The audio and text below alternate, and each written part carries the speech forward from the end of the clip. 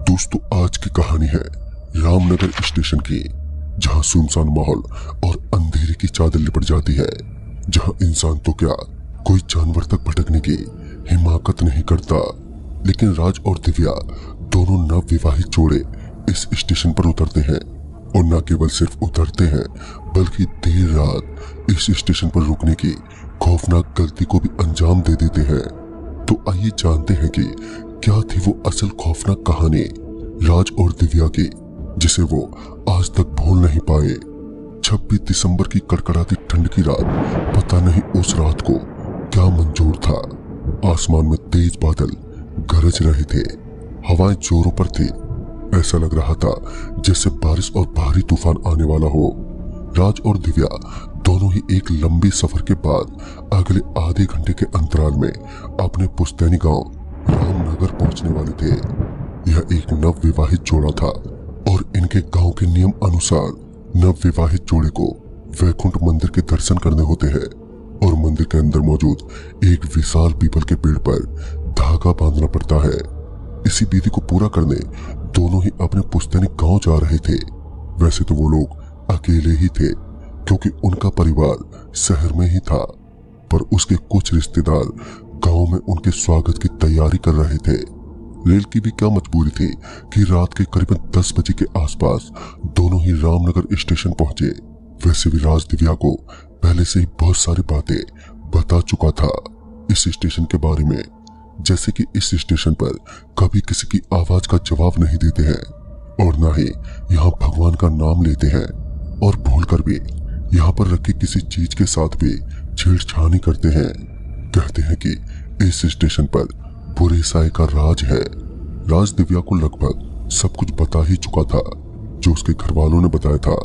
वैसे राज भी एक एजुकेटेड पर्सन था, जिस कारण वो इन चीजों पर कोई खास विश्वास नहीं रखता था। फिर कुछ पल बाद जब स्टेशन से दोनों उतरने वाले थे, तब उन्हें बड़ा अजीब सा लगा, क्योंकि वो ट्रेन का दरवाजा खोलने ही वाले थे कि इससे पहले ही वो दरवाजा अपने आप खुल गया। दोनों ही इससे थोड़ा घबरा गए, पर इसे भी हंसी मजाक में उड़ा दिया और सोचा शायद हवा के झोंके के कारण खुल गया होगा। थोड़ी देर बाद जब दोनों ही अब स्टेशन पर उतरे, तब राज ने अपने दोस्त पुरुषोत्तम को फोन लगाया, क्योंकि पुरुषोत्तम ही उन दोनों को स्टेशन से गांव लेने के लिए आने वाला था। पुरुषोत्तम ने कहा कि वो 1.5 घंटे में पहुंचेगा। दरअसल गांव में किसी का देहांत हो गया था और इसी कारण वो जल्दी ना पहुंच सका, पर उसने कहा कि तुम लोग स्टेशन के बाहर चौराहे पर इंतजार करो।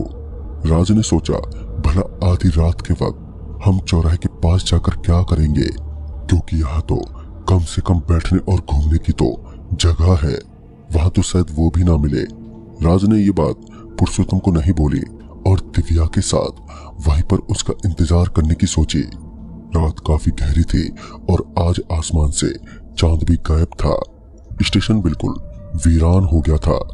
राज ने तभी दिव्या से कहा कि वो उसका इंतजार करे और तब तक वो वॉशरूम से आता है। इसके बाद राज वॉशरूम की तरफ चला गया और यहाँ दिव्या अब अकेली हो गई थी। फिर कुछ ही मिनटों बाद दिव्या को अब अनहोनी का संकेत मिलना शुरू हो गया था। उसे लगातार रेल की आवाजें सुनाई देने लगती, पर कोई भी रेल पटरियों से गुजरते हुए नहीं दिखती। इसी तरह कुछ और समय तक होता रहा और अब दिव्या किसी के रोने की आवाज को भी साफ साफ सुन पा रही थी। ऐसा लग रहा था जैसे कोई पटरियों पर सिर रखकर रो रहा हो। ये आवाज काफी समय से आ रही थी और अब यही आवाज दिव्या को परेशान भी करने लगी थी। एक बार अपना वहम मिटाने के लिए दिव्या ने पटरियों की तरफ देखने का सोचा, और इसके तुरंत बाद ही दिव्या बेंच से उठी और पटरियों की तरफ देखने गई। उसने जैसे ही पटरी की तरफ अपनी नजरें घुमाई कि उसका तो पूरा बदन बुरी तरह से कांप गया। उसने देखा कि एक कुबड़ी लड़की पटरी से बिल्कुल चिपके हुए रो रही है, लेकिन जब दिव्या ने उसे देखा तो शायद वो कुबड़ी लड़की ने भी दिव्या को देख लिया था, इसलिए इसके बाद वो पटरी को छोड़कर अब प्लेटफार्म पर चढ़ने लगी। दिव्या उसे देखकर बहुत ही ज्यादा डर गई। वो कुबड़ी लड़की अब धीरे धीरे दिव्या के करीब आ रही थी, लेकिन डर के मारे उसी वक्त दिव्या की एक खौफनाक चीख निकल गई। उसकी चीख सुनकर राज दौड़ता हुआ बाहर आ गया और दिव्या के पास पहुंचकर उसे शांत करने लगा। राज ने पूछा कि क्या हुआ, तो इस पर उसने उस कुबड़ी लड़की के बारे में दिव्या ने राज को बताया। तभी राज ने कहा, क्या दिव्या तुम भी, मैंने सिर्फ टाइम पास में वो भूतिया बातें तुम्हें बताई थी, तुमने उसे सच मान लिया। असल में ये सब थोड़ी होते हैं, जो तुमने देखा वो सिर्फ और सिर्फ तुम्हारा वहम था। दिव्या बहुत ही ज्यादा डर गई थी और लगातार राज को यहाँ से चलने को कह रही थी, लेकिन राज भी भला क्या करता, क्योंकि बाहर वैसे भी बारिश और इतनी ठंड जो थी। उस वक्त एकमात्र वो स्टेशन ही सहारा था उन दोनों का। इसके बाद दिव्या किसी तरह सहमकर राज का कस के हाथ पकड़कर वहीं बेंच पर बैठ गई। इसके बाद दोनों ही उसी बेंच पर बैठे रहे, लेकिन अब थोड़ी देर पहले जिस चीज का सामना दिव्या ने किया था, अब उसी चीज का सामना राज भी करने वाला था। दोनों बेंच पर बैठे ही थे कि तभी स्मोकिंग की दुर्गंध आने लगी। राज को यह समझ नहीं आया कि भला इस वीरान से स्टेशन पर इतनी देर रात कौन सिगरेट पी सकता है, क्योंकि उन दोनों के अलावा वहां पर कोई मौजूद ही नहीं था। कुछ ही देर बाद राज को एक और झटका लगा जब उसकी नजर सामने वाले पिलर पर पड़ी। दरअसल उस पिलर से ठीक सटके किसी का पैर था। उन पैरों को देखकर तो यही लग रहा था जैसे वहां पर कोई खड़ा हो। राज समझ गया कि हो ना हो वो सिगरेट पीने वाला ही खड़ा है। वो भी दिव्या की तरह अपना वहम मिटाने के लिए उस पिलर के नजदीक गया।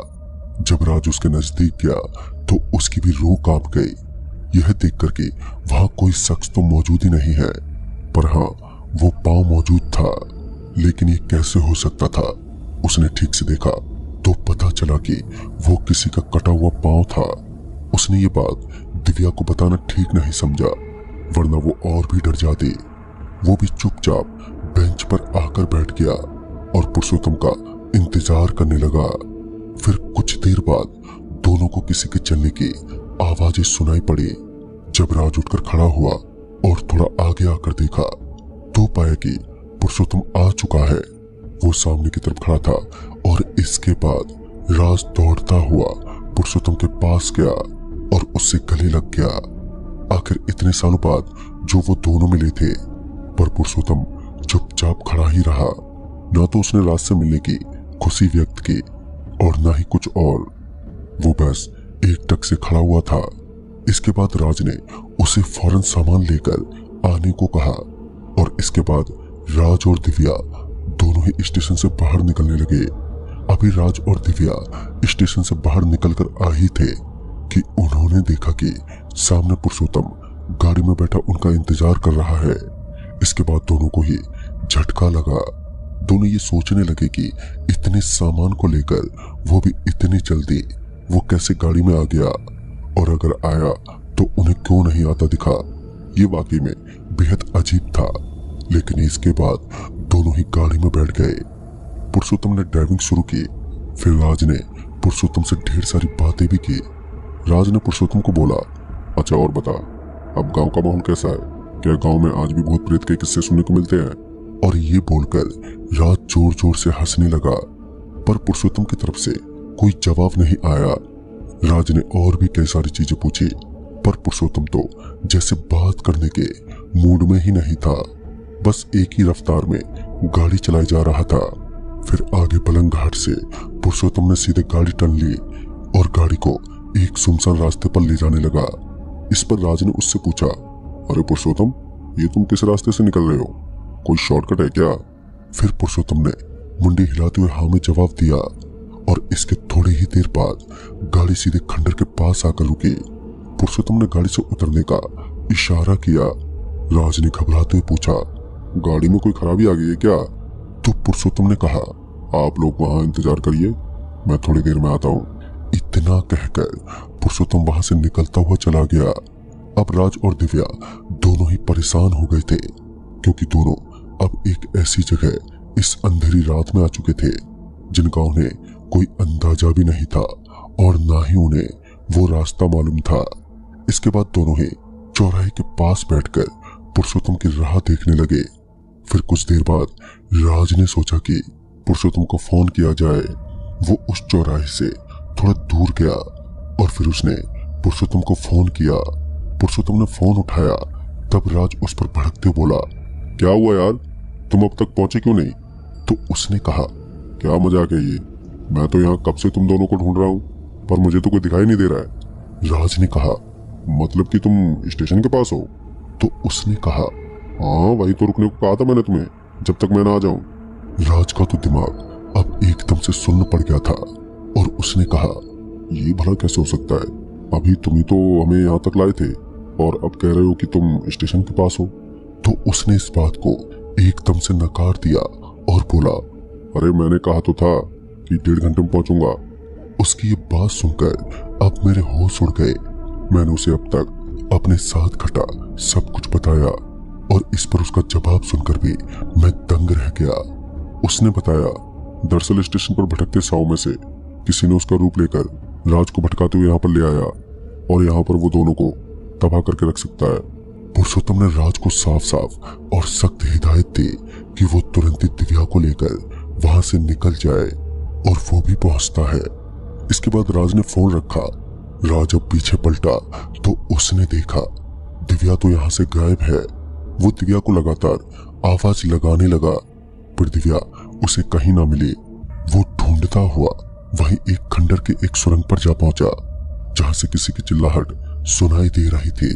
जब वो वहां पर पहुंचा तो उसने देखा कि दिव्या के लंबे लंबे बाल उसकी गर्दन से लटके हुए हैं और दिव्या जैसे हवा में तैर रही है। उसके सामने एक हैवान खड़ा है जो दिव्या के साथ कुछ गलत करने वाला है। इसके तुरंत बाद दिव्या सीधा जमीन पर जा गिरी और अब वो हैवान धीरे धीरे राज की तरफ बढ़ने लगा। वो उसकी तरफ बड़ी गुस्से भरी निगाहों से बात कर रहा था, लेकिन तभी राज में पता नहीं कहां से इतनी हिम्मत आ गई कि पास ही में रखे एक रॉड से उसने उस हैवान पर प्रहार कर दिया, जिससे कुछ समय के लिए वो गायब हो गया। उसके बाद राज दिव्या को लिए तुरंत ही उस खंडर से भागने लगा। भागते वक्त पीछे से उसे लगातार एक साथ कई सारे रोने और चिंगाड़ने की आवाजें सुनाई दे रही थी, लेकिन दोनों किसी तरह सड़क पर आ गए। उन दोनों ने जिंदगी में पहली बार इतना खौफनाक नजारा देखा था। उन्होंने देखा कि अब खंडर से कुछ साए बढ़ते हुए उनकी तरफ आ रहे हैं। हवाएं और बारिश दोनों काफी तेज थे। वो भटकती रूह बड़ी रफ्तार से उनकी तरफ बढ़ रहे थे।